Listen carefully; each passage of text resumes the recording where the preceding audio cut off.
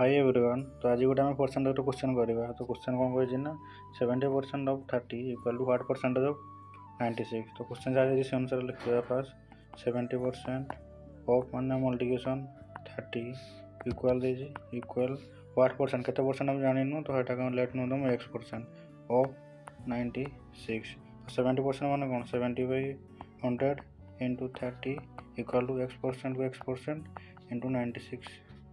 ऊपर double zero तले double zero कटिगला लेफ्ट साइड के 21 equal to x percent of 96। 21 काटिदेला के 21 3 96। तो एक्स परसेंट इक्वल टू 1/3। तो गोटे फ्रैक्शन अच्छी फ्रैक्शन आम परसेंटेज करने कौन कराए मल्टिप्लिकेशन 100 कराए। तो मल्टिप्लिकेशन गले के आम 33.1/3% जोटा कि ऑप्शन डी करेक्ट आंसर। जदि आम परसेंटेज फ्रैक्शन करवा देन डिवाइड करवा 100। तो थैंक यू।